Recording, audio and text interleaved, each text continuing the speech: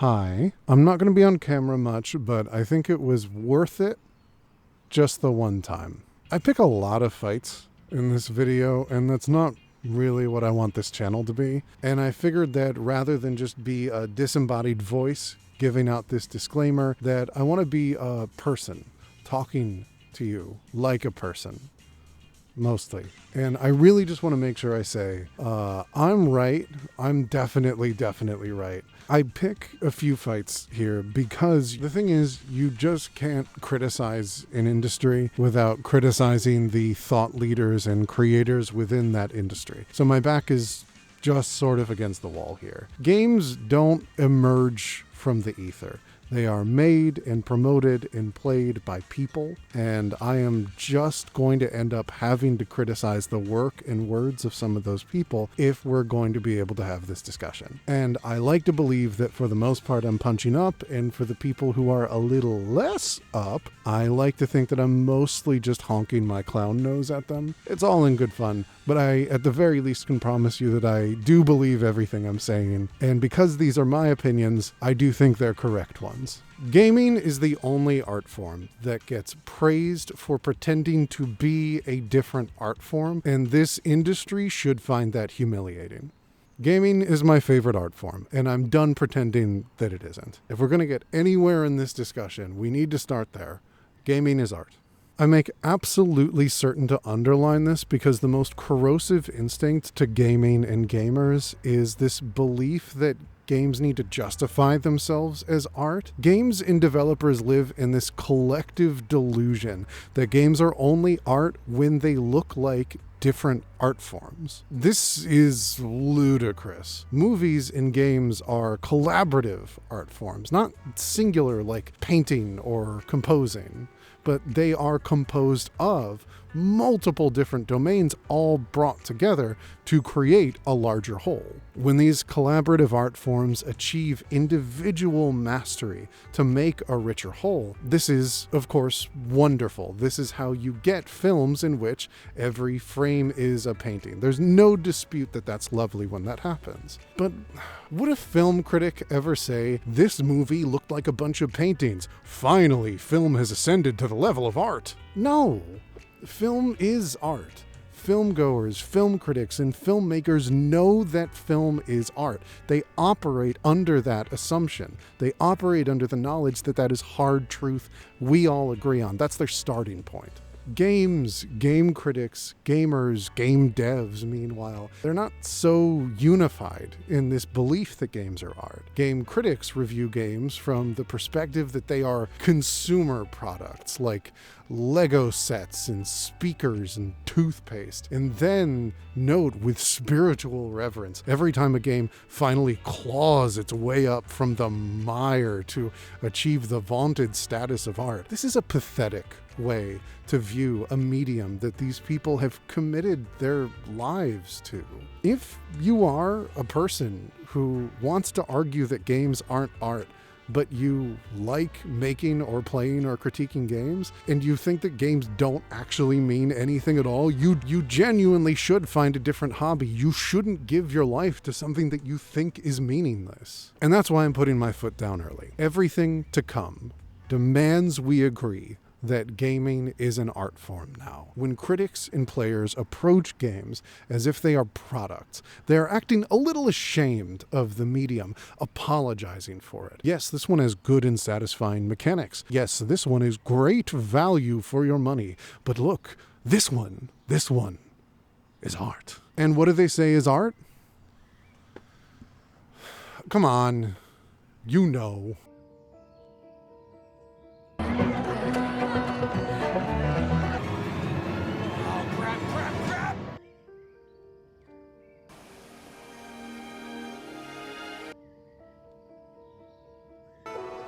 I'm gonna take advantage of that.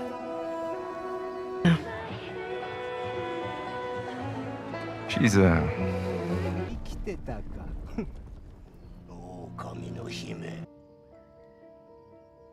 I have proposed before that the endless pursuit of filmic elements in video games is less an intentional artistic choice and more a pursuit of respectability for the medium. Does The Last of Us have cutscenes shot like pulpy TV dramas because they determined that that style of shooting and editing was just coincidentally the right choice for the work? No, of course not. The Last of Us is shot and edited like pulpy TV dramas because the idea was producing a cinematic zombie drama game, and pulpy TV dramas were what that looked like at the time of the game's development. Ironically, Telltale's The Walking Dead cares much less about looking like pulpy TV dramas than The Last of Us, and all these years later, Telltale's The Walking Dead has a more distinctive vibe as a result. If we don't feel comfortable calling games an art form, or we feel a tiny little bit bad or immature about liking games, then giving games fragments of a locked art form like cinema allows us to declare that these games have intrinsic artistic value. Here's how we're going to break this discussion down. 1, what do we call this type of game, and how do we define them? 2, what games do use the medium of video games well? 3, why are critics obsessed with these types of games? 4, why do these types of games actually make bad movies? With a few intermissions in the middle for some hotter takes. You can skip those if you want. Let's get on with it. Let's start by getting our framing right. First, what do we call this?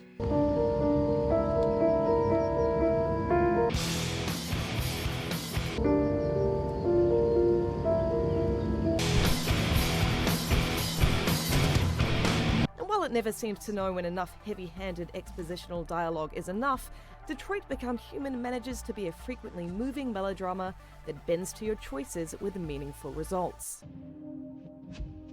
Did you know Detroit was on the Underground Railroad? A route for slaves escaping into Canada during the American Civil War? David Cage, reigning world champ in the battle for most embarrassing appeal to auteur theory, would have us call these games interactive dramas, and that is unfortunately for me a pretty solid name for a genre, but I'm petty enough to insist on something else just to spite him. I propose we keep it simple. Movie games. Games which are trying to be movies. The contradiction of it all is right there in the title.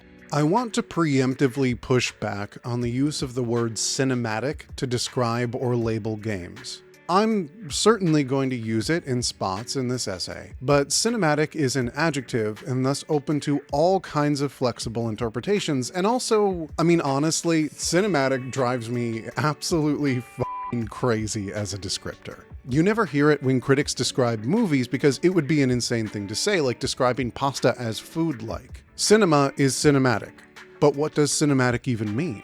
Cinema is a vast, vast art form. Cinema is John Wick, it's Barbie, it's Psycho, it's Koyaanisqatsi. Is there any common denominator here other than being movies? And even if there is, do we see bits of each in cinematic games? I try not to speak to my own history too much on this channel, but it's pretty important to this essay to establish that my personal background is in film, directing, screenwriting, and to a lesser extent journalism, which affords me the status of being everyone's least favorite person to talk about movies with. And I love deep, introspective cinema, but those aren't what's on my regular rotation, nor even what makes my list of favorites. I may be a film person, but one of my favorite movies is the F1 movie. My most watched film is definitely John Wick 1. The Fast and the Furious Tokyo Drift is one of my favorite in-theater experiences. I'm down to clown, is my point. And even with my background, games are still my favorite art form. So please understand my background as I say, with unique certainty, that cinematic games are not games which have learned from the vast and beautiful and varied art of cinema. Cinematic games are games in which you run and jump in scripted events and actors take overlong pauses in every cutscene. Nate, I really think that you should take it. What? What are you talking about? What kind of trouble?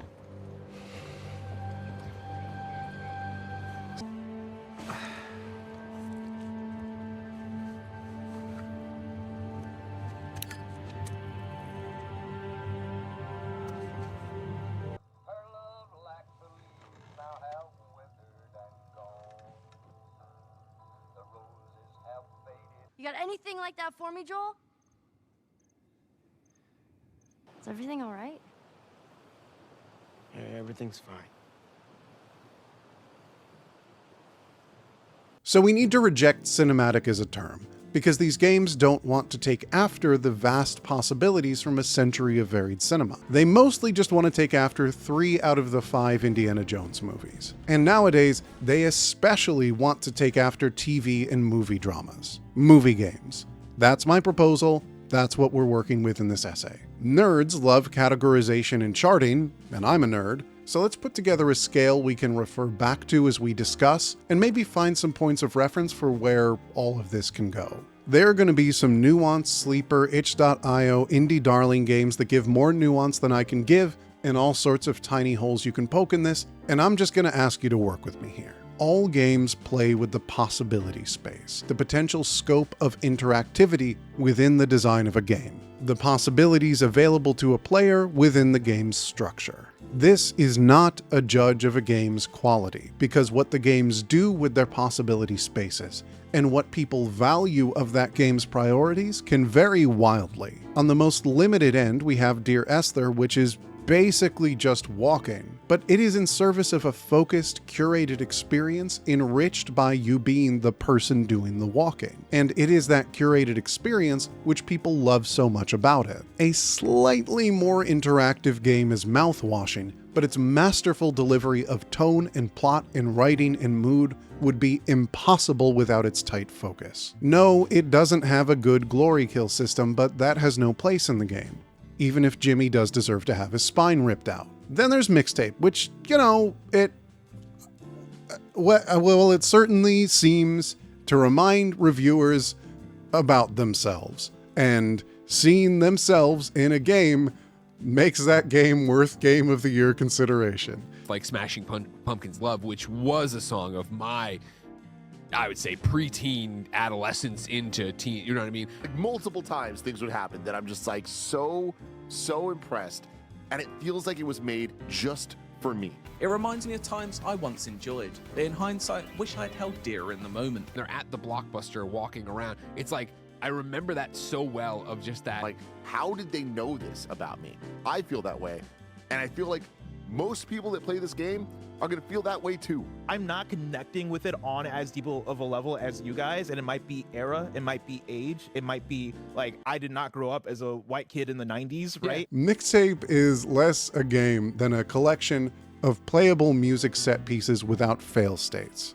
strung together with a basic narrative saying nothing you haven't already heard or lived about growing up. It has perpetuity rights to its soundtrack, which is so spectacularly expensive that even Rockstar Games do not pursue perpetuity rights contracts. But Mixtape was funded by a production studio owned by the daughter of a billionaire, and it will regardless be a strong contender for Best Indie of the Year. I'm getting worked up. I'm sorry. On the widest open end, we'll put The Legend of Zelda Breath of the Wild, a game in which you can beat the final boss in your underwear within the opening hour of the game. It is about as open as a game of its type can be. This scale is not a measure of how much a game is trying to act like a movie, but I mean, you see it, right? Breath of the Wild isn't the least bit interested in making you think it's anything other than a game. And it's fine with being the art that it is, and it is that thing triumphantly. Mouthwashing is literally called a play in a Washington Post article about the game. A smaller possibility space for a game does result in a deeply curated experience, which can be used for artistically unique experiences. But if the game's possibilities are limited, it sort of demands a creative perspective to make good use of it, lest it be kind of, well, nothing. With these defined, let's stretch out a bit. Visual novels, by this scale, reveal the depths within that non-visual novel respecters are quick to snobbishly deny. In a type of game where the only thing is the story, the interactive power a player has in a visual novel is power over the entire engagement. The choices your character makes, how you characterize yourself, and, in some VN genres, who they fall in love with, and how that romance goes for them, are all under the player's power in a type of game where the story and characters are the whole game.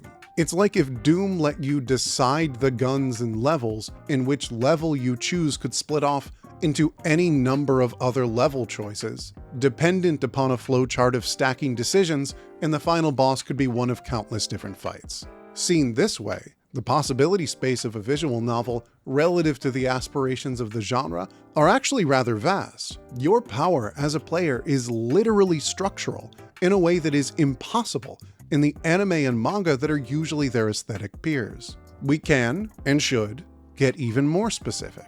As of this writing, the internet is scrambling to set a narrative for the newly released 007 First Light. Depending upon what corner of the internet our stacking algorithms have chosen to show you, First Light is either a Hitman game, an Uncharted game, a great game, a bad game, or woke. For a fun little game to play in your downtime, guess which of those claims are coming from the grifters who get to frame all video game discussions now for some reason. First Light is ceaselessly devoted to the experience of living out a Bond fantasy, and does so through, among many things, some of which we'll touch upon later, masterful structure. Multiple missions in First Light have a kind of blown out possibility space where you can approach a problem in a number of different ways, which then progressively shrink down as the tension builds, so it can explode into a directed filmic event. In this, First Light reaps the tonal and aesthetic benefits of a limited focus experience, but only uses them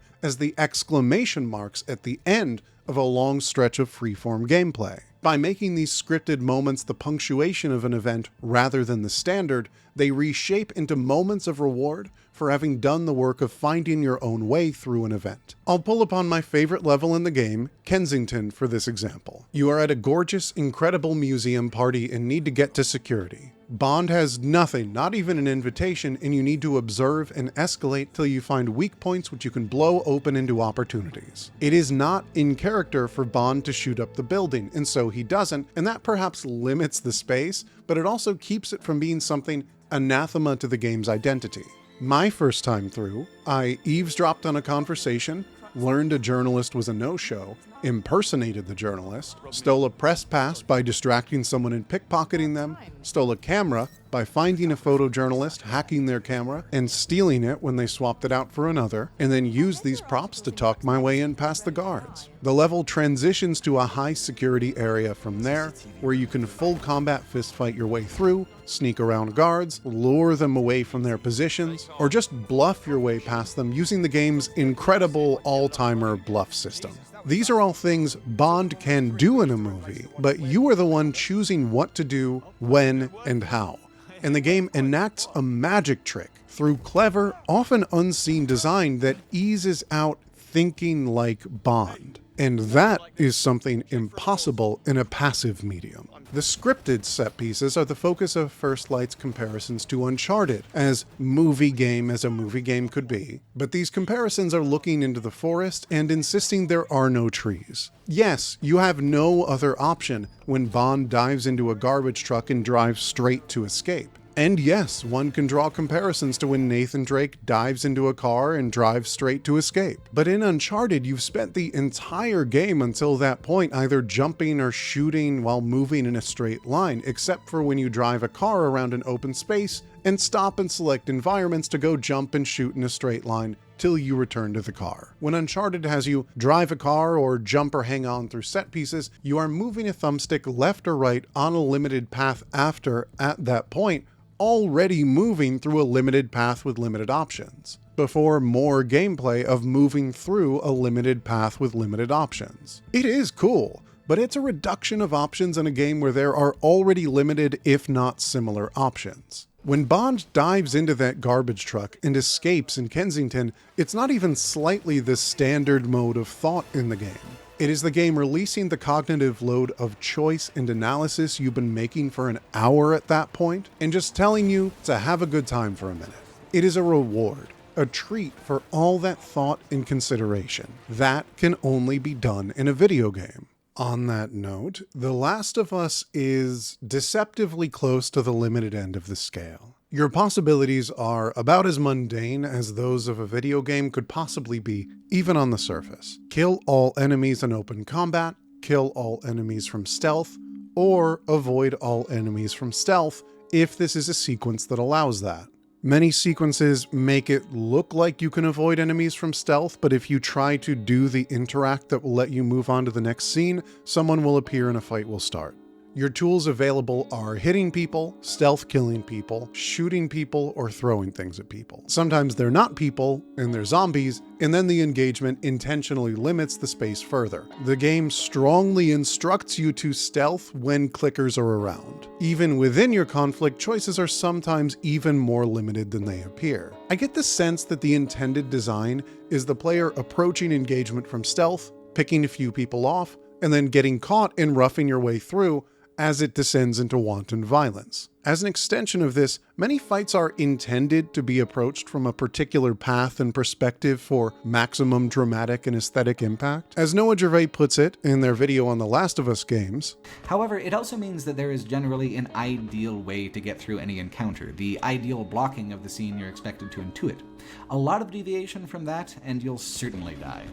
This isn't to say clever alternatives aren't possible, you're meant to have to work within scarcity, but it does mean that you can mess up badly enough, quickly enough, that it often takes several tries to figure out what's meant by an arrangement of rooms and enemies. I agree entirely, but from my view, that means even the limited possibilities within the game are encouraged to limit further. You are not a player, but an actor. And the movie will still work if you don't hit your marks, but you'll always feel like the production fell a little short of its potential. The light doesn't hit quite right, the environments aren't quite as interesting, ducking past the enemy's line of sight feels less structured and elegant. Actually, you know what?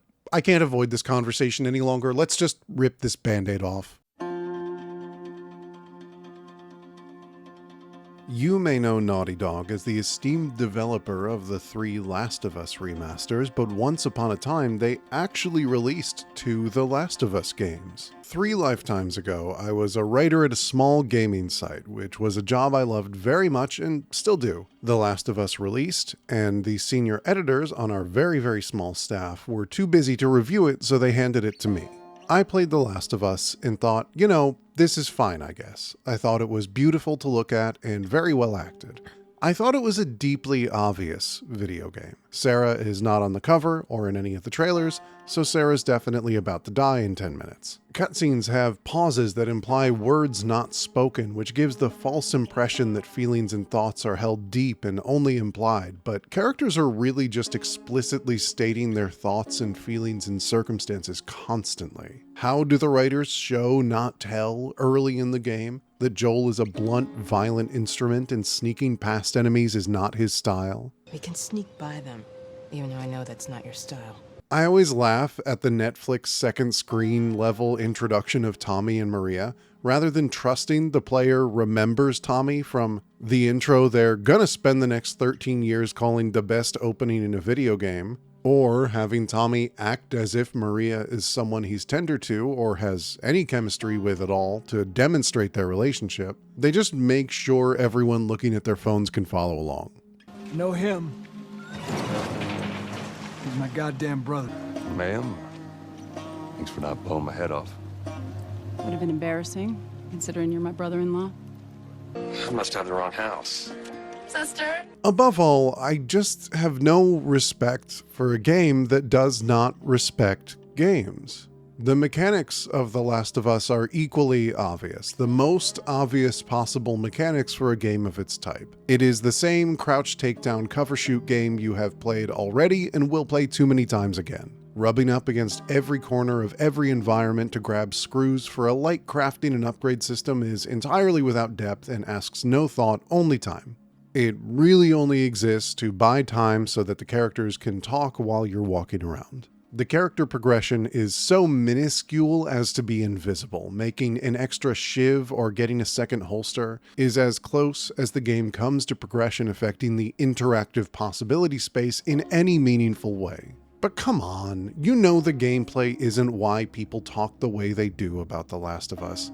Let's not bullshit each other. The gameplay isn't even at its most interesting in the campaign. It's actually at its most interesting in the multiplayer mode, RIP factions. People talk the way they do about The Last of Us because of the story.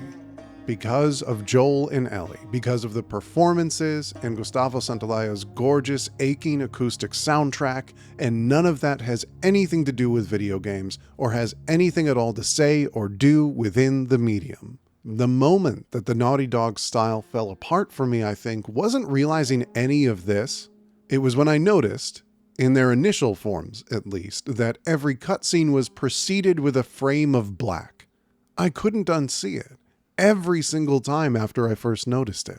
It's at least partially a system demand to load the cutscenes, but from that point on, I couldn't stop noticing those black borders before and after every cutscene, boxing them into their own space, sliced out of the part where the game happens. And after that point, even as new releases loaded fast enough to stop using those frames, I couldn't stop seeing how much of what we really seem to love about their games is packed up and boxed into a space that gaming has nothing to do with. With a background that stretches beyond gaming, I often bring personal experiences outside of games into my experience with them.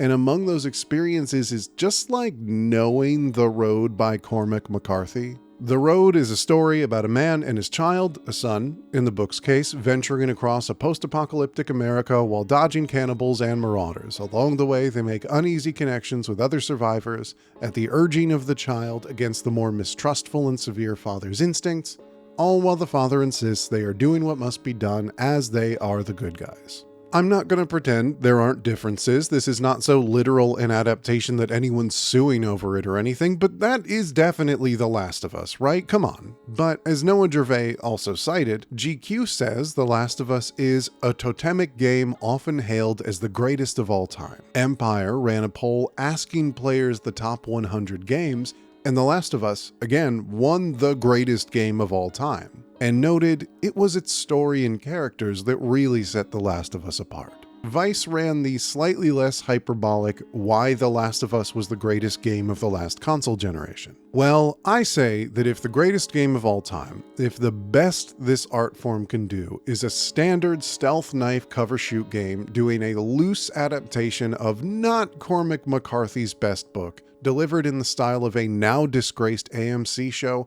then this art form should be ashamed of itself. So I don't think The Last of Us is bad, but I do think it's a middling showing for an interactive medium, and a guileless, obvious showing for a passive one. I reviewed it, and I gave it an 8 out of 10, which probably sounds generous after all of this. In the comments, people who hadn't yet played the game rioted. My editor sent me an email before publishing it, saying that he hadn't played the game either, but still believed my 8 was too harsh. Weeks later, he told me that he had played the game and felt like he agreed with my review, but still would have rated it higher, which is, as I say it out loud, kind of a mystifying thing to say. I don't want to call him out or say his name or anything. Joseph's a good guy. I don't think The Last of Us is an interesting game, and I don't respect it. It is a movie game beyond any dispute, but you all say it's the best we can do, and that's why this essay has to exist.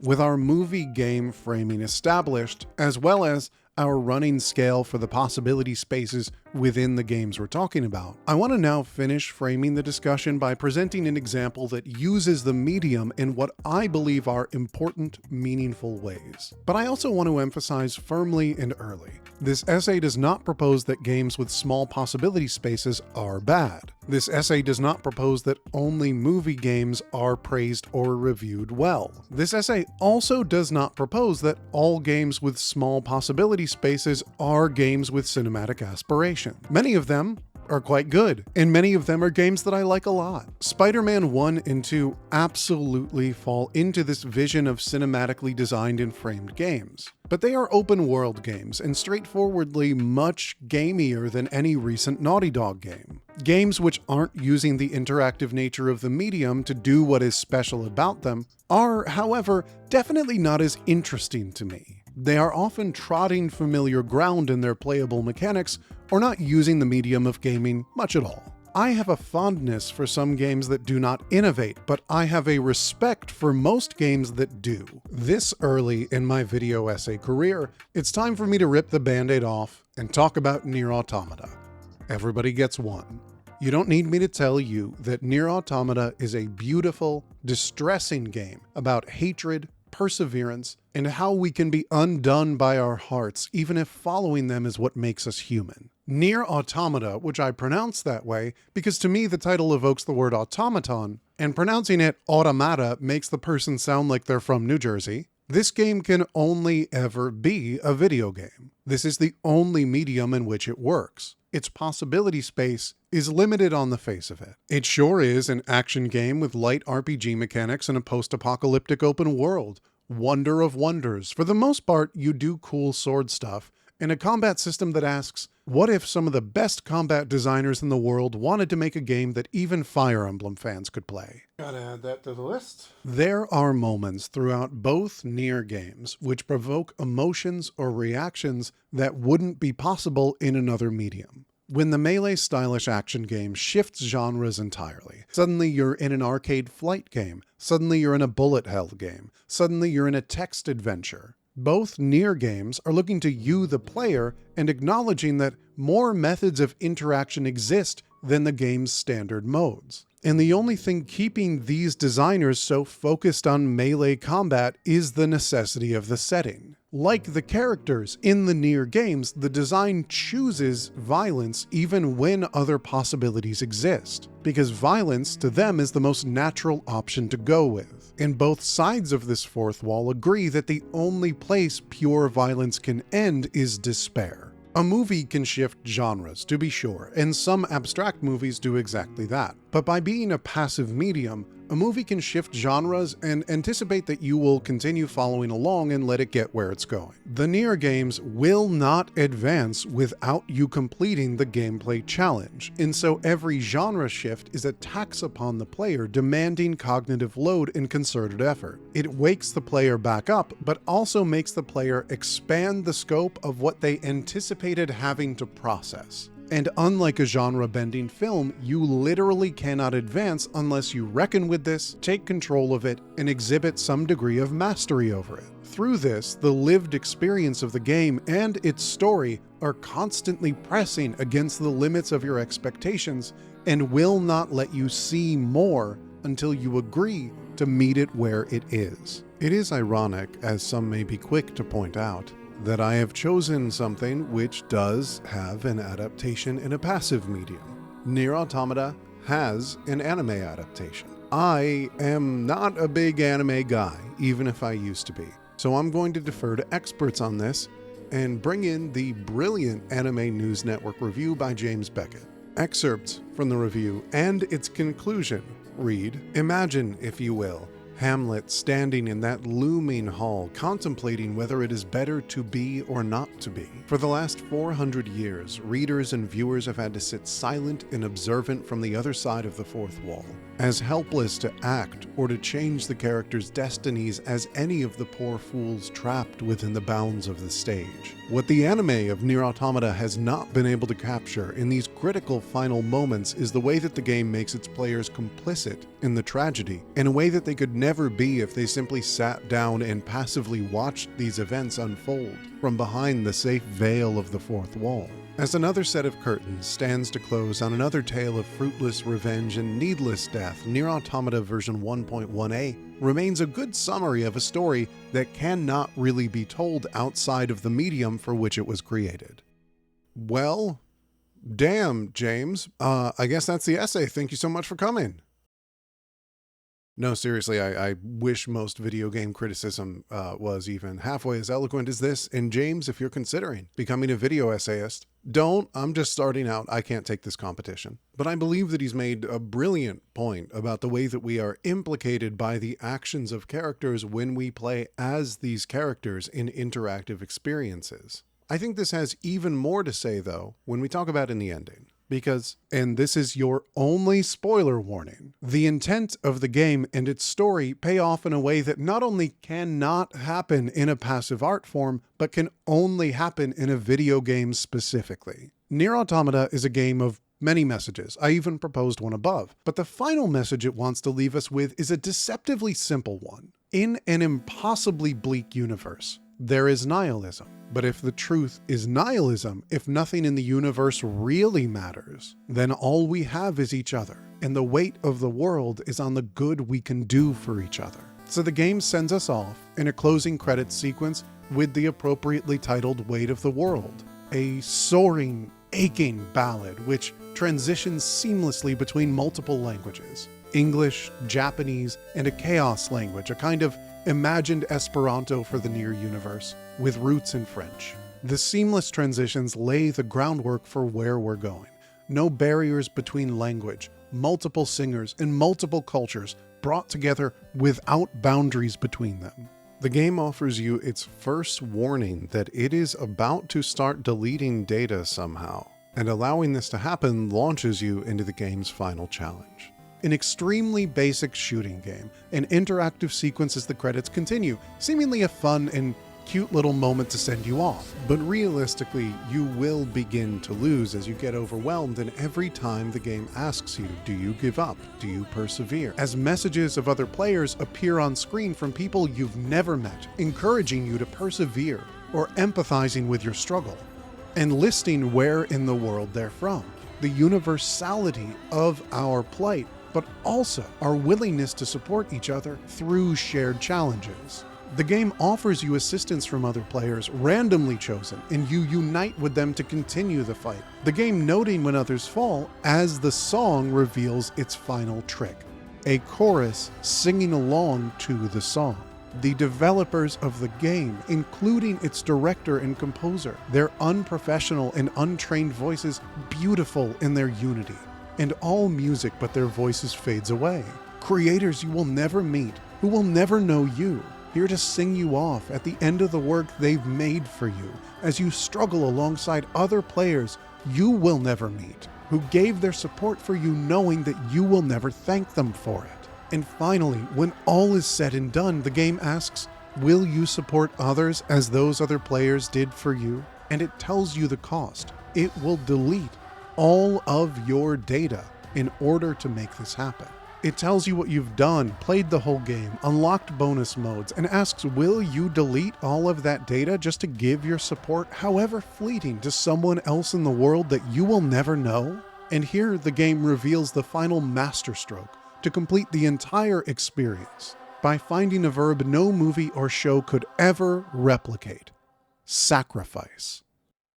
Only in an interactive medium can a player struggle for growth and progress and power. And thus, Nier Automata knows, only in an interactive medium can the player sacrifice the fruits of their labor. But that sacrifice is the essential final link to make sure the player understands what the game has been telling them all along. Nothing means anything outside of the meaning that we give it. And far more meaningful than having saved data in a video game is knowing your dozens of hours of struggle will be packed up and sent off to just make someone else's life a little bit easier. The development team is almost literally singing at you the game's plea to human universality, before asking if you are ready to sacrifice for anyone, anywhere, with empathy in your heart for the mundane struggles germane to human nature. Do you see how that's literally impossible in any art form but video games? Do you see how this is a vastly more compelling use of the art form than delivering meaning via static cutscenes where characters talk at you in between shooting or punching or stabbing people?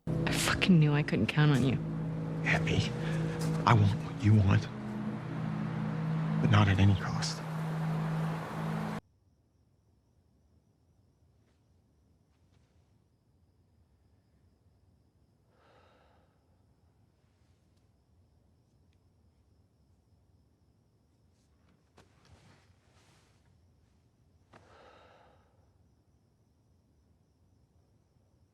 Well, the whole reason we're here talking about this in this essay, and I need to make this argument, is that neither Nier game makes that Empire poll of the top 100 games.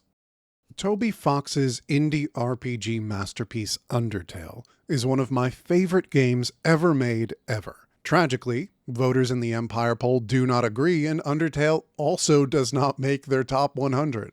Hopefully next time you can make a better RPG than Tales of Arise, Toby Fox. Undertale seems to carry the traditional structure of most turn-based RPGs wrapped around an extremely heartfelt, funny, postmodern experience, all set to one of the best video game soundtracks ever. However, Undertale relies on you approaching it as if it is a traditional turn-based RPG, because it wants to shake you out of one of the genre's core assumptions, that random encounters mean you need to do combat. In most role-playing games, battles occur randomly when exploring, and your time-honored tradition is eliminating whatever monsters you've stumbled into, claiming experience and money as rewards, and then moving on. In Undertale, battles occur randomly when exploring, but fighting is not an assumed response. Fight is only one of your core options. If you do not choose to fight, you can attempt to show the enemy mercy or act, a catch-all for all manner of strange things you can do to either tire out the enemy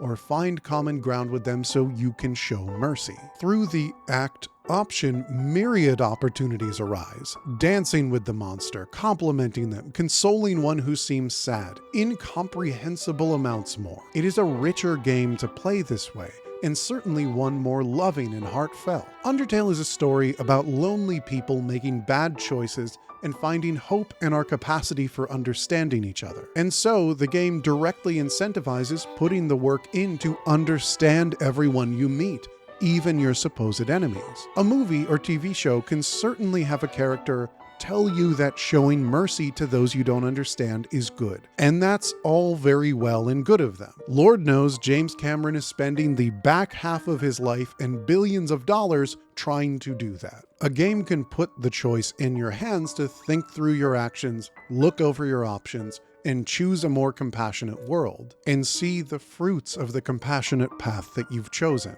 In a gameplay cheat sheet for Undertale's sequel, Deltarune, Toby Fox notes that the player's cursor always defaults to fight rather than act, because choosing this should always be a conscious effort from you. It's a small thing, but every act of kindness and non-violence can only occur by consciously choosing to take a more compassionate option. A movie can say you should do this, but only a game can make the player consider and intentionally choose this. With this in mind, can't you see how miserable it is for a game to have such possibilities and then not explore them? All due respect to the fine readers and writers of Empire, but I feel like if the best video game of all time wants us to consider the ramifications of violence and choose compassion, and it is the only art form that gives choice to its audience, maybe the best video game of all time could have choice literally at all. You can certainly say that I have cited two unique masterpieces in gaming to serve as pillars of the discussion, but I would say that these are masterpieces because they are using gaming to be things only games can be. And if other games would like to be masterpieces at this scale, they should try doing that sometime. But these are, of course, only my opinions. There are plenty of game critics who love movie games, and I think we should talk about that a little. We need to talk about game reviews, but I need to set some framing down first. Rich, vulnerable, articulate reviews and critique run parallel to any proper art form, and video games are enriched by the work of proper critique, whether it be positive or negative. Game reviewers, as I will touch on later in this section, are often working in imperfect circumstances and doing the best with what they have. I believe that game critique is not in a good place, but not because of any issues I have with anyone's politics or a desire for people to be objective or any of that grifter nonsense. I believe game critique is in a bad place because there isn't a diversity of voices or outlets, as sites like Waypoint are gutted, and articulate critics or reviewers with the background to treat games like an art form lose out to loud people with good microphones and good social media teams. Another big reason is that this industry has created a psycho hodgepodge of reviewer and journalist that is serving absolutely no one. Roger Ebert was not both reviewer and reporter. He was a film critic, and so he wrote critiques and essays. He did not also hastily publish articles about Spider-Man trailers. Journalism and critique are radically different art forms united only in writing words about a subject, and though you definitely can be good at both, being good at one does not mean a writer is automatically good at the other. If game critique is ever going to grow up, reviewers need to be reviewers, and journalists need to be journalists. And worst of all, we're stuck with a lot of people who are iffy at writing both. So we need to talk about reviewers. And to kick that off, we need to talk about Mixtape. Most of the time, I'm wondering if I'm doing what I'm supposed to be doing, you know? To have the optimal teenage experience. IGN, the largest gaming website on the internet, gave Mixtape a perfect 10 out of 10 score, a perfect video game. Here is an excerpt from one of the concluding paragraphs of their review. I was always going to be a mark for Mixtape. As a coming-of-age movie lover with an ear often lent to the guitar music of decades past, and someone who likes to indulge in the bittersweet sensation of melancholy, it's as if Beethoven and Dinosaur made this just for me. The beauty of Mixtape is that you don't need to be exactly the type of person it's for to get a lot out of it. Much like nostalgia, it brings out feelings you may have long forgotten, through faces and songs you may have never seen or heard before, but which bring familiar, faded emotions with them all the same. It reminds me of times I once enjoyed, but in hindsight, wish I'd held dearer in the moment. So, setting aside the rhetorical pratfall that is the reviewer talking about themselves, saying Mixtape appeals to more than just themselves, and then immediately talking about themselves some more, we must stop and ask, what are they describing and why is it working for them? The game's title makes it clear that it is meant to be taken as an album of favorite tracks, and I think the reviewer liked the album. Much like nostalgia, it brings out feelings you may have long forgotten, which bring familiar, faded emotions with them all the same, is just saying, much like nostalgia, the game is nostalgic. You just defined the word, basically. It reminds them of times they once enjoyed and wish they had held dearer in the moment, which is just saying the definition of nostalgia without using the word nostalgia again. And I assume at that point in the review, their editor had told them to stop writing the word nostalgia so much. In the next and final paragraph, they start their concluding paragraph in a critique of Mixtape by defining nostalgia for us again, saying, nostalgia is a bittersweet feeling, but one we can't help but fall into the clutches of, whether by choice or not. And then finally release us from this loop by explaining that Mixtape captures nostalgia effectively through its musical choices, surprising gameplay twists, and masterful sense of style. I've read this review a few times over now to try and parse what they mean by surprising gameplay twists, but out of the 12-paragraph review, only one paragraph and a sentence are devoted to any of the gameplay. This review is essential for our discussion, as it's emblematic of how we discuss movie games and usually how reviewers, standard bearers for critical thought in the medium, approach and critique them. It is good, vulnerable work for critics to speak to what games made them feel and why. I have done this 3 times over myself and will do so many, many more times to come. But in surface of a vulnerable piece about what he feels, this writer has lost the plot on critiquing the work as it exists. Why do critics obsess over movie games? This review gives us our first answer. They make reviewers feel things, and in that feeling, reviewers either cut them extra slack or just drift over the work entirely. I'm beating up on this review a little bit, and I want to explain why, because being a critic, critiquing a critic, very bluntly, feels bad. It is just unavoidable, because whether the writer intended it or not, this review from IGN will almost certainly be the most viewed critique that Mixtape will ever receive. And so it has no choice but to frame critical discussions surrounding the game, and thus I have no choice but to pick it apart a little if we're going to talk about the way these discussions are framed and approached. Reviews are marketing, whether the reviewers want to be part of that system or not. And IGN, being the biggest gaming site on the internet, puts a unique spotlight on their reviews, which we do need to have some sympathy for. And to be fair, reviewers are often contractors working article by article on limited pay, beholden to the editors of wherever they're working. And editors are the ones who are supposed to catch tautology in writing like this. I believe without a certainty that Simon, the review's writer, wrote something legitimate and legitimately personal to him. And it was IGN's editorial team who should have tightened this up a bit. Oh, Simon's a senior editor at the biggest gaming site in the world. Another reason reviewers obsess over movie games is just time. Reviewing a game is sometimes hard, frustrating work. As a player, taking things at your own pace, with no goal but your own enjoyment, you have no connection at all to the lived experience of a reviewer. You are playing the game after the day one patches, without a deadline to draft and edit and publish, without money on the line, and the looming stress of an audience who are going to have opinions on the number you assign, more than the 1,000 words you assembled. Sometimes code is sent to reviewers weeks ahead of release, but not often. And even then, some of these games are monsters to crunch and review. Cyberpunk 2077 is a masterpiece now, but its initial impression was disastrous. And considering the circumstances, of course it was.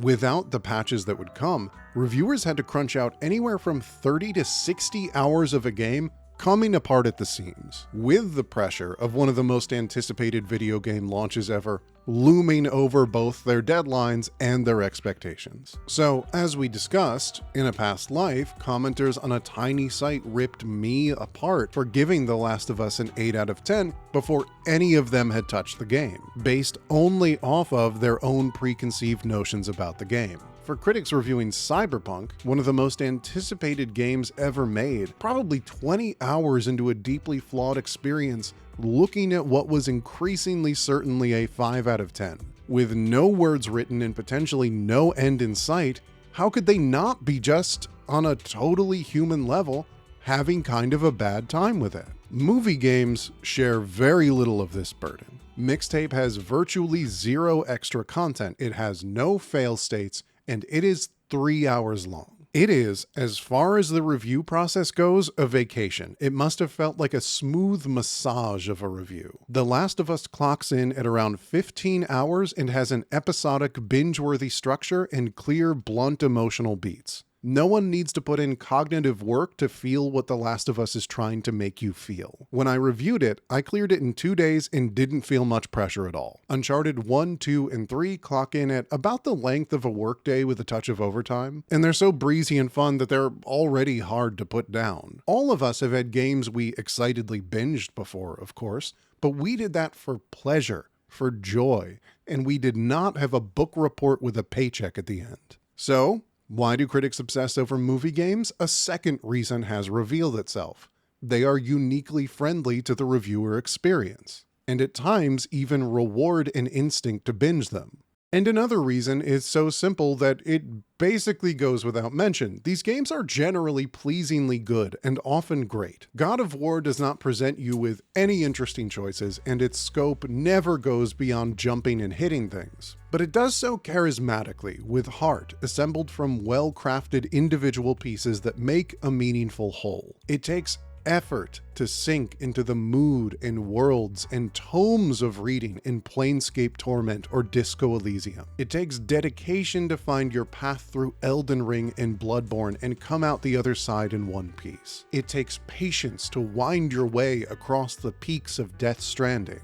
It does not take work to like God of War or Uncharted or Spider-Man. It does not take dedication to understand what The Last of Us wants you to feel in any given moment. When Atsu, the ghost of Yote, ventures out on a quest for revenge, any familiarity with action movies at all will give you everything you need to guess every single plot point the game is going to hit. The most basic cognitive faculties will reveal hidden identities and death flags in the looming specter of Atsu realizing, perhaps too late, that revenge is bad. But these are all delivered so winningly, with gorgeous visuals and beautiful music and gameplay presented such that you think it's challenging enough to feel proud of yourself for progress, but not so challenging that you would ever drop the game. And so, of course these sell well. Of course they review well. They are, as one can note of other major games, objectively good, but they are not, as games, all that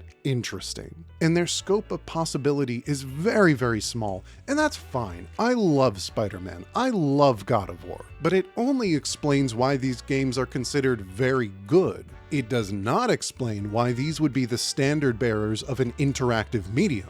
And these are the standard bearers of our favorite art form.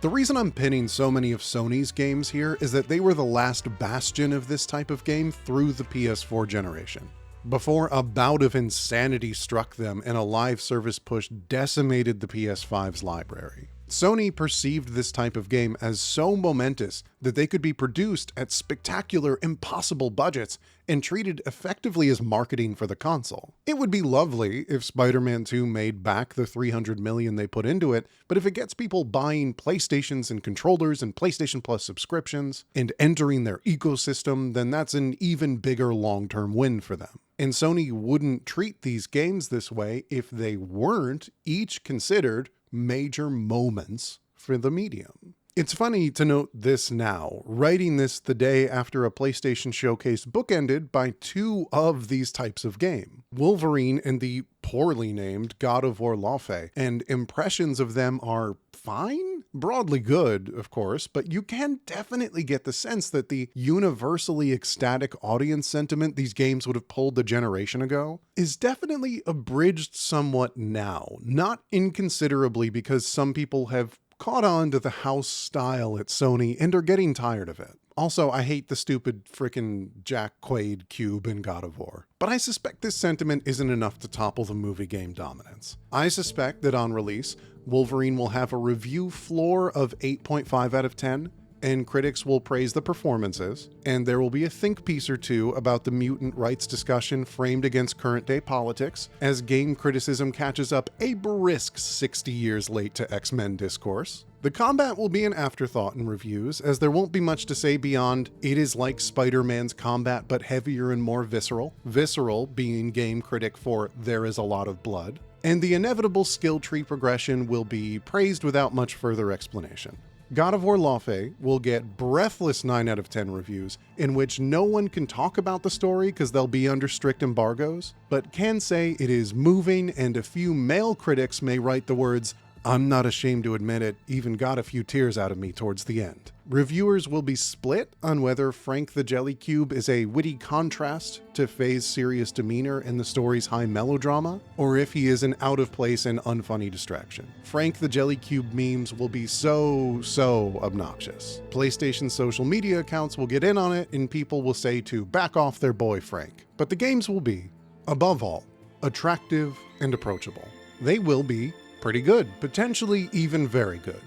But when they're remembered, it will be for their cutscenes, and their scripted events, and their finisher animations, which will all be excellent, even as they just won't be very interesting at all. That is why game critics obsess over movie games, because it is easy to like them, hard to hate them, and they're approachable mass media even when they act like they're not. But they're not very interesting games. And if they're not very interesting games, you'd think they would try to be interesting movies. But they're not very good movies either. Movies have a massive edge over games trying to be movies through a few major differences, but the biggest one is this. Movies do not have to accommodate us. The player is the chaos element. The player must be centered, otherwise the foundation of the production literally makes no sense. Yet given any amount of agency, players instantly have enough power to ruin framing, pace, tone, and execution, effectively the entire production of a film. I personally have a bad habit when playing movie games of holding myself accountable to the dramatic intent of the scene. If Kratos is meant to dash in and enact his overpowering rage against an enemy in a moment of emotional catharsis, I feel really bad if I die and undercut the moment or survive but perform badly in gameplay, because I didn't perform well as an actor in the emotions of the scene. We can call back to that note of The Last of Us intending you to intuit the marks you're supposed to hit. It isn't really in character for Joel to be a Splinter Cell perfect stealth agent, and some set pieces can feel a little fragmented and incomplete if you try to ghost your way through. But if you get caught in a corner and mash the melee button till it's all over, you're performing a pretty terrible fight scene, and if you approach the set piece from the unintended angle, you're likely to find yourself out of alignment with the intended visuals and enemy placements. In both cases, the games have such focused and intentional direction that they don't well accommodate satisfaction through means outside of their vision. This is an effort to simulate the directorial hand of a movie by intrinsically motivating the player to perform as intended, treating the player less as player and more as lead actor. I don't want to imply that there isn't merit to this. I will insist again that I love God of War. but it is definitely a little bit missing the point of an interactive medium. And more than that, it's trying to yank an interactive medium in the direction of the benefits of a passive medium. The developers acknowledging that in the category of pacing and framing, games simply just aren't as good. It is very simple. A director and cinematographer control where the camera's pointed, they control everything in the view of the camera, and that power is everything. The director controls how the actors move within the scene, the screenwriter determines what actions they're taking in the scene, production design determines what is interactable in the scene, or how they'll look shot by shot on camera. This is how you get absolutely exquisite one perfect shot cinema. Creatives who consider what looks good and readable and clean, what feels subconsciously good and obviously legible for an audience in the span of a single moment. How people and objects move through a frame, where the eye of the audience is likely to pick up and follow a subject through a frame. All of which a game simply cannot do without yanking interactivity away from you and just pretending to be a movie for a few minutes. This is to say nothing of games just designed in ways that they do this badly. Look at this shot from a museum shootout in Uncharted 4. One of the best looking cinematic games ever made. The relevant subjects are the player, his ally, and the bad guys you were going to shoot. The player is encouraged, required to focus on the bad guys. Looking at the bad guys is actually the point of the moment. Can you see them? There they are. And that's not just where they're like spawning in before finding proper or clear replacement, that is where they stop and engage. Now look at how the subject and bad guys are framed in a museum shootout from John Wick 2, one of the best looking action movies ever made. The bad guys are not only clear, they are actually foregrounded, as the director would know that seeing the impact of bullets and how they intercept the hero's movement is the thrill and drama of the moment. In a video game, this shot would be a crime. It would appear in videos on Twitter complaining about the camera, about being unable to see the player character in the cramped space around the enemies. And because we don't have to control John, the movement and impact are all we need, utilizing the passive format to maximize how it feels. Consider what this also means for how a film can control where an audience draws the eye and missteps that games make with the process. A major issue with high-fidelity games is that it can be hard to tell what you're actually supposed to care about or interact with. And games have struggled for generations to figure out how they can draw players to the right beat in a scene. So in this moment in The Last of Us, Joel and Ellie enter a gorgeous scene of a destroyed hotel and the player needs to find a way through. The design of the scene understands the things that a film would use to draw the player's eye: light and movement. Beautiful light cascades down from a destroyed ceiling, and Ellie approaches the spot while talking, so the natural instinct is to approach, inspect, and, this being an interactive medium, interact. But that is just some wreckage. You're really supposed to look in an unrelated dark corner and climb a ladder. The interesting highlight in the scene is passive and unrelated to the interactive. The interactive detail is literally shoved in a dark corner so as not to interrupt the cool visual. Worse still is when games don't even utilize light or movement, still devoted to capturing the tool of focused, eye-catching cinematography, but out of any good ideas to make that happen. You have seen the limp shrug of an answer over and over, wanting to reap the cinematic rewards, but unable to yield to the cinematic restrictions. Developers just pop in yellow paint. I'll keep using John Wick 2 as an example, partially because they're video gamey and partially because I'm having a really good time watching clips of John Wick 2 while writing this. There's an incredible fight scene in some dark catacombs, where the creators gave themselves the immense challenge of setting a series about flow, movement, and crisp visibility in a dark space. Their answers, utilizing the tools available to them, are treating every bad guy like their own moving spotlight. The set is so gorgeously theatrical as the lights bounce around and highlight silhouettes in corners, giving just enough time to cast light on an action before a dodge or impact. In one moment, John sprints toward the foreground, silhouetted by lights coming from the background, and then sharply turns a corner into cover. This is a sensible choice for John and a quick exhale for the viewer, but it can only happen this way because we are not playing the fight. and we're not searching for cover. It is simply beyond any doubt in my mind that players would complain about the darkness, testers would demand a clearer environment, streamers would cheat the scene by cranking the brightness setting, and developers would patch in yellow paint over the cover to make sure the player hits their marks. And to be fair to them, why shouldn't they? John in the movie doesn't need our help to find cover here. The passive medium of film lets things be unclear, so drama and tension can come from the uncertainty of the frame, and the cover can come as a relief and a surprise. Even just John running toward the camera would be risky. Only very specific games do run towards the camera set pieces, and only in very limited moments because the lack of clarity would be awful. Games being interactive makes the state of this beautiful, thrilling shot literally impossible on a structural, mechanical level. But games want to have the energy of a moment like this when they cash their chips in on being, as people like to call them, cinematic. So to even come close to a fraction of this power, they need to scream at the player how they should hit their marks. When Zach Cregger's Resident Evil movie, which I am impossibly excited for, comes out, do you think he'll need yellow paint to draw your attention to what's important in the scene? Cregger is a great director, a really funny guy, and a very legit Resident Evil fan. So it is totally possible, but if yellow paint is in there, this tool that developers need to use to try and capture the eye draw of film would, in a film, be a punchline.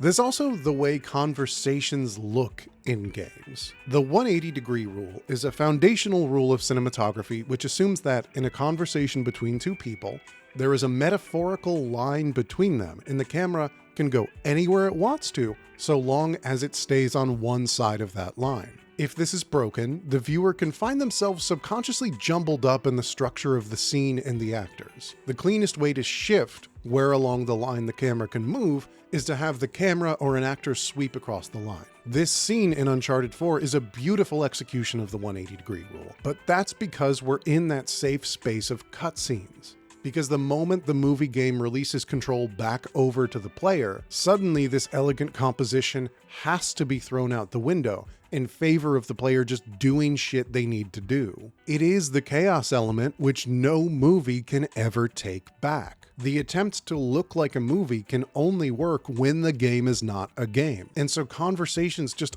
always feel worse when the game is being a game. Left to the player's control, a game trying to be a movie suddenly looks like a badly shot movie. Made all the worse in The Last of Us because 90% of conversations happen with your character talking to kitchen cabinets while searching for duct tape. I knew I should have turned the damn truck around.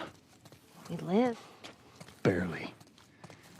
Come on, let's get out of here. Before anyone asks, I'm kind of whatever about the camera in the new God of War games. The creative vision is that the entire game exists without any cuts.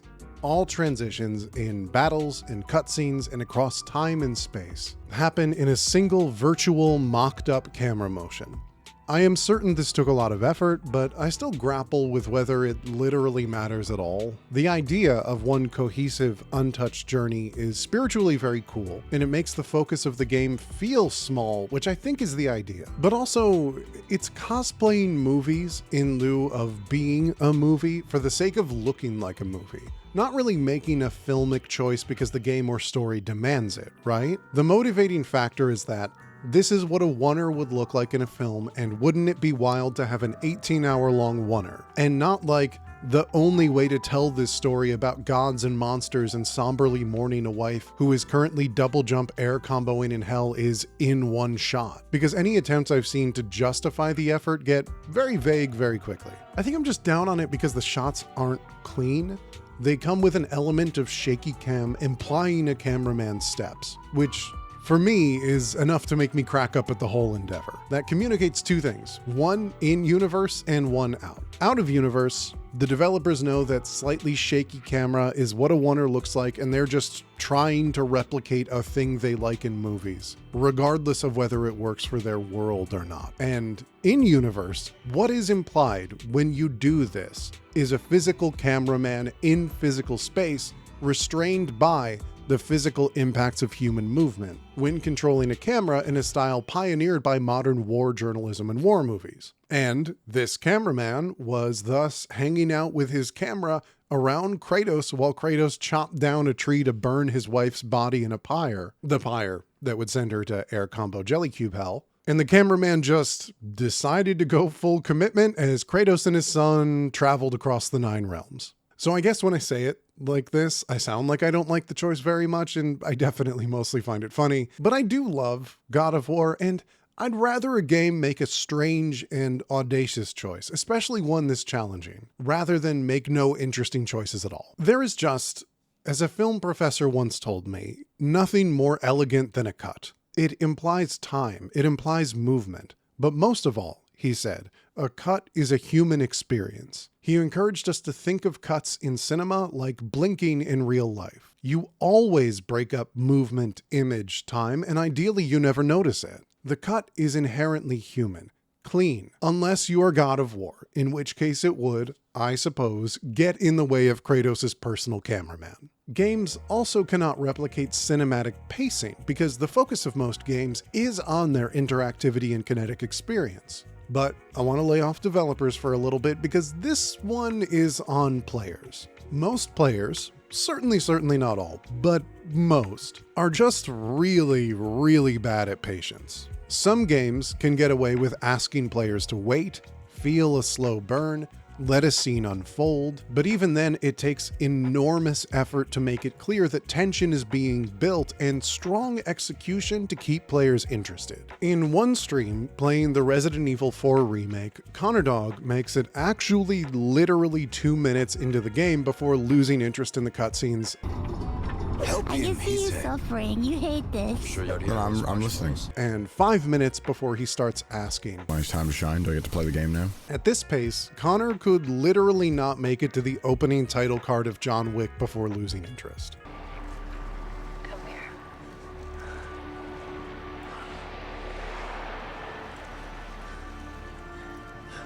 I'm listening. Tragically for Connor, even The Raid Redemption, a movie with the jokey fan pitch of 1 minute of romance, 99 minutes of carnage, still actually does have more than 1 minute of story and would take more time than he was ready for.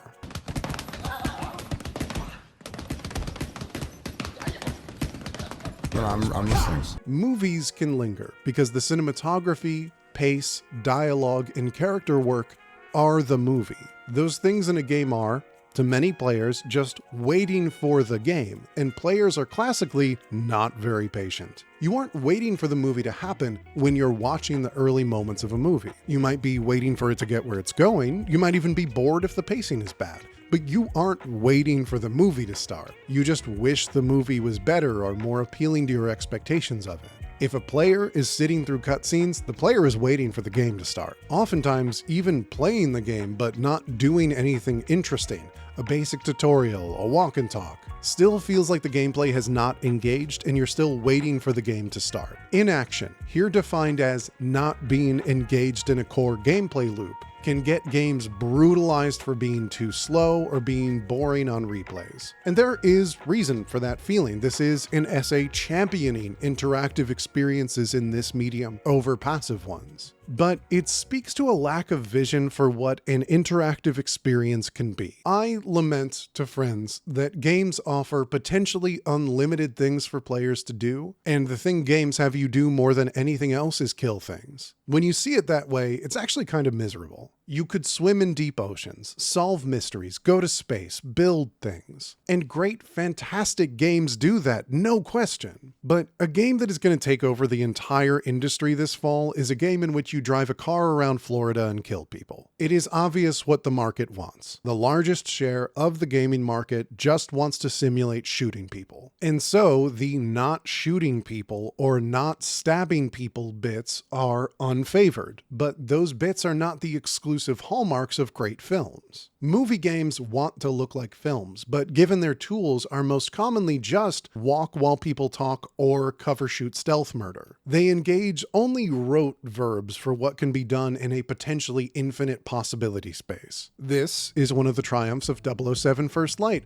Bond games, till this point, have generally imagined James Bond as a Doomslayer level mass murderer who travels the world, enters a building, draws a gun, and slaughters everyone inside. And this is not the fault of those games, but the structure of what most developers and players imagine a game to be. First Light is the first Bond game to examine what a Bond film actually does, how it moves, how it looks.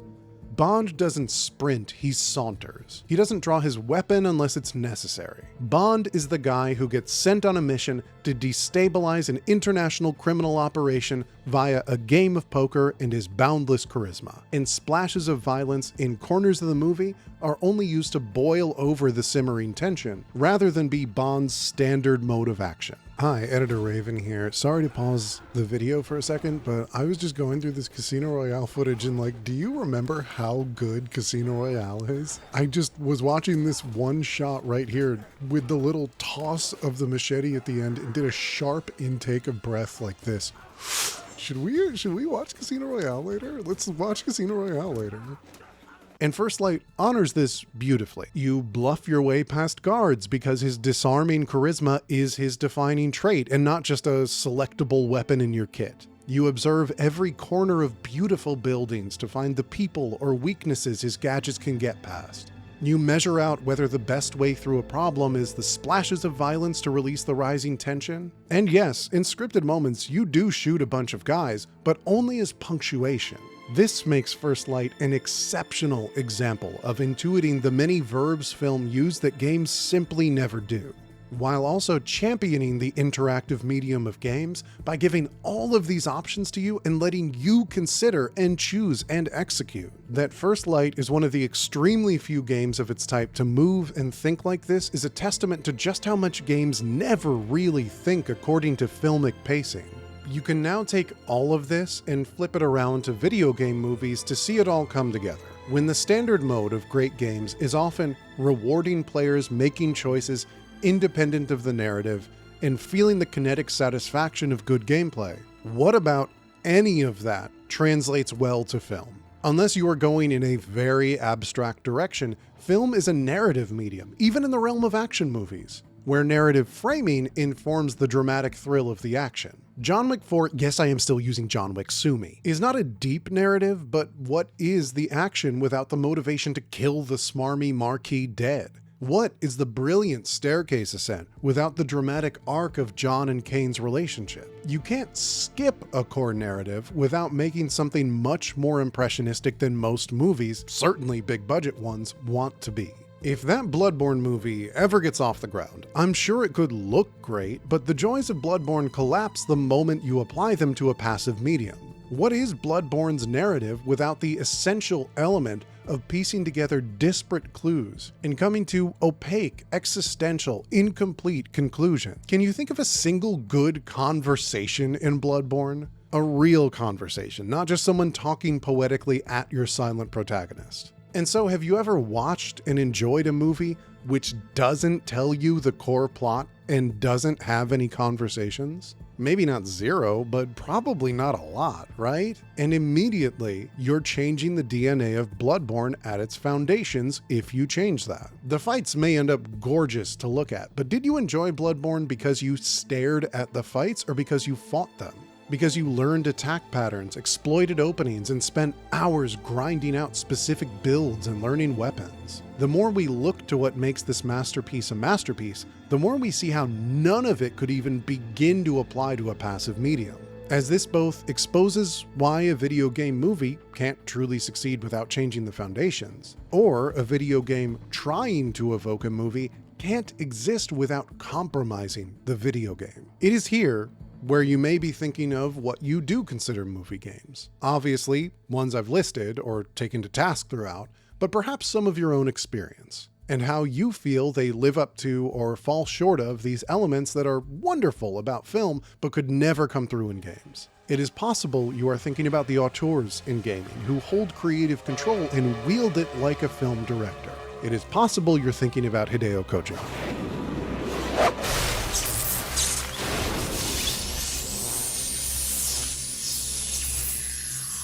I'd like to talk about Hideo Kojima.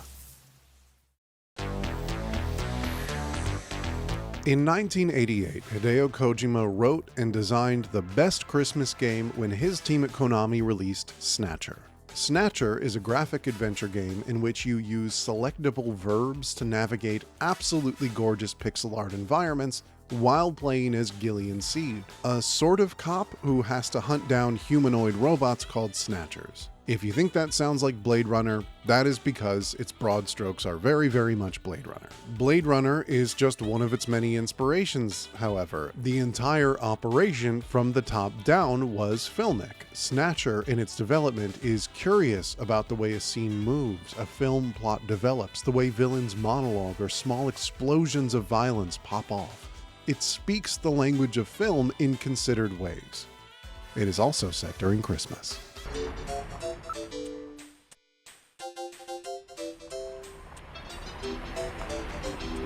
In its all-timer of an opening, the viewer is presented with as cinematic a montage as technology could possibly manage, giving context to the world, setting, and conflict. It has title cards, panning shots over the city, an utterly banger intro theme, and credits, genuine lengthy credits, exactly like a movie, not abridged to make room for players itchy to push buttons. Snatcher is undeniably cinematic.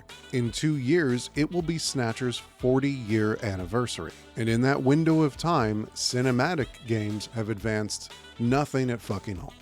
Hideo Kojima has famously and repeatedly said that just like the human body is 70% water, he is 70% film. He loves movies more than anyone walking this earth save for Tom Cruise. I suspect Cruise also has him beat on intensity of popcorn consumption. I love my popcorn. Movies, popcorn. There is every reason to look at Kojima's oeuvre and come to the conclusion that he is the movie games man, given that he is the movie man of games. He has been referencing movies as long as he has had the creative control to do so, from his characters to his covers to his plotline. He invents characters who exist to talk about movies. He directs the hell out of a cutscene, and he hired movie composer Harry Gregson Williams to score those cutscenes. And everyone falls all over themselves to mention, those cutscenes are often long. Did you know Metal Gear Solid 4's final cutscene is, and this is true, 700,000 hours long? Did you know Death Stranding's final cutscene is 1 billion hours long? Did you know that repeating fun facts isn't the same as knowing things? There is no denying that Hideo Kojima loves movies, loves movie makers, and has dreamed of making movies himself. It is extremely true that, while his writing leaves something to be desired, his direction understands filmic language, scene composition, and directing actors like extremely few other creatives in gaming. Look at the cutscene with the DARPA chief back in Metal Gear Solid 1, back when Naughty Dog cutscenes looked like this. Kojima and his team were making cutscenes that mostly considered the 180-degree rule, actors crossovers. Hi, Editor Raven again. I just needed to talk a little film work here in a little bit more detail because this scene is knocking me out as I rewatch it. Something that could take way longer than this essay has time for to get into is that not only do you want to do crossovers, either in movement or in camera work to maintain a 180 degree. In general, in film and in theater, you want movements to be motivated. You want someone to cross over to indicate that an exchange of power is happening in the conversation somehow. So, back in 1998 on the PS1, MGS is a stellar example of this in this killer shot where we actually get 2 crossovers from the DARPA chief. One from him walking across the 180 degree line, and then another as the camera swivels back again across the line in the opposite direction. It rules. And this sudden exchange between the 2 players is happening in the moment building to the climax of the scene where the DARPA chief admits to making a Metal Gear. It's like actually great cinematography and direction. You're not going to notice it unless you're looking for it, but it's really good film work. Man, MGS1 is good. using varied camera angles to make a conversation visually interesting, speeding up cuts to emphasize rising pace and tension, and even, and this is just so awesome, simulating a fisheye lens for a blink and you'll miss it shot as the DARPA chief dies. In 1998, Metal Gear Solid was simulating the use of a second type of lens. That's one more than every PlayStation exclusive has ever used. So yes, the movie man is absolutely a cutscene guy, informed and influenced by the movies. And he certainly makes some really, really great cutscenes. But I would like to add my voice to the chorus of people saying Hideo Kojima directs some video game-ass video games. And I hope this video can be the ammunition this chorus requires to strike down the non-believers. Death Stranding is not a walking simulator in the way that its detractors would have you use the term, but it is a walking simulator insofar as it is interested in simulating every element of a character doing some very challenging walking. In this divide, we reveal the crux of the Hideo Kojima movie game accusation. If Death Stranding is a walking simulator derogatory, it is a game in which you stroll from cutscene to cutscene for hours on end, as thin a game as has ever been, perfect for the 70% movie body man. If Death Stranding is a walking simulator complementary, then it is so complex an interactive experience that it's impossible to capture its essence in anything but a video game. No movie makes you feel the weight of walking through a river while balancing packages on your back. No movie could replicate you being made to curl and hold your fingers around the triggers, to live out the hero holding tight to fragile gear as he travels. No TV show asks the viewer to consider their center of gravity while gathering gear for an expedition. Only in an interactive medium is Death Stranding's true messaging even possible. This is a game that insists it is worth doing good for others without ever expecting to be thanked for it. To do good for others because that goodness is its own reward in an increasingly bleak world. And in a movie or TV show, a character can certainly monologue that at you. But in Death Stranding, the structure of the game is you doing good deeds for others, laying out structures that help other players you will never meet, and being helped by the structures those anonymous players have left behind. You feel its message through the language of the game's design dozens of hours before its protagonist ever gets there himself. When The Last of Us Part 2 wants you to consider that violence is a cycle, it does so by having characters speak this at you in cutscenes before the game design gives you no choice but to kill people. Your interactive options are so limited in a story about how important it is to see violence and choose mercy, that when characters in your grasp ask for mercy, you have literally no way of choosing mercy and can only do violence. This is to say nothing of the fact that Kojima's games are deeply playable, mechanically open games. If you want to take an enemy down from stealth in The Last of Us, you sneak up from behind them and press which of the takedown buttons you wish to hit. If you have a bow, you can shoot them with a bow. If you want to take down an enemy from stealth in Metal Gear Solid 5, you can shoot them with your silenced weapons, you can approach them from stealth, grab them, at which point you can interrogate them or dispatch them using one of the takedown buttons, lethally or non-lethally. You can capture and hurl a poisonous creature at them, you can drop a beehive on them, or hide in a cardboard box and sneak by them. You can interact with the game's foundational camo system to blend in with the environment and move right under their nose. Oh, sorry, I lied. I was actually describing the mechanics of Metal Gear Solid 3 back on the PlayStation 2. I'm sure the gaming industry just needs another 22 years to catch up to it. The simple reality is that when we position Kojima Productions alongside the Ghost of Last of Us Uncharted of Wars of the World, when we say that Hideo Kojima just wants to make movies, we're doing a disservice to a creator in a studio having a deeply playful time of it with the medium, making works filled with curious, funny, interesting elements that can only execute properly in an interactive medium, and are enriched by a wide possibility space. Because yes, Kojima was involved in the production of multiple games with limited possibility spaces, with focused scopes structured around cutscenes and conversations. But those games were Snatcher and Policenauts. And if Hideo Kojima ever wants to make Metal Gear, Blade Runner, and Astronaut Detective games again, though he will certainly become the cutscene guy people claim he is, I will take them happily. gaming can be a challenging art form to discuss because sometimes, very honestly, games let you down. Sometimes you want them to be something and they aren't, or never could be. You're left only with the ache over whether it is you or the game's fault for failing to meet the game halfway. Sometimes a game is advertised as something it's not, rarely the fault of the developers and often the fault of a marketing department out of touch with what the developers are making. But I find that when people disagree on a game, they usually ignore the interactive nature of the medium and assume everyone had an even, equal experience. Sometimes you just play a game wrong, or you play it too fast, or you take too long, or play it poorly and miss out on the intended experience. This is the pitfall of the possibility space. The wider open it is, the likelier the chance is that somebody is going to tumble in, hit some spikes, and give the game a 3 out of 10. But I say that it is also one of the most beautiful things about the medium. It's one of the things that these movie games miss about the medium. If the act of playing the game is not something relevant to the core strengths of the game itself, what you are doing is avoiding this potential hazard. You are scared of 3 different players having 3 different experiences. But what other art form lets them?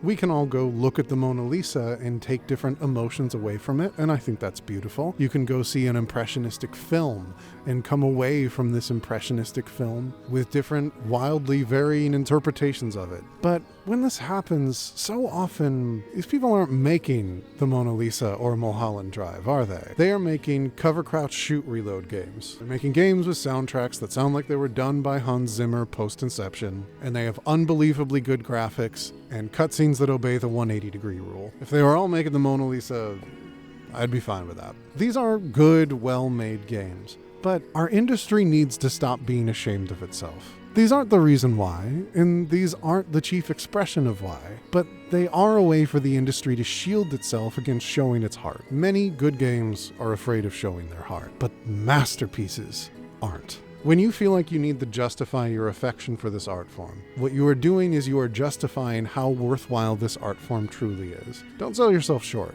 but also don't sell games short either. The things that are beautiful about them are things that nothing else can do. And like I say, it is fine for a game to be a good consumer product, but let's start encouraging games and ourselves and our developers and each other to be a little bit more incisive, to go that extra 20% into the domains that only games could ever go. I'll still be picking up Wolverine, but I don't know how long I'll be thinking about it once it's done.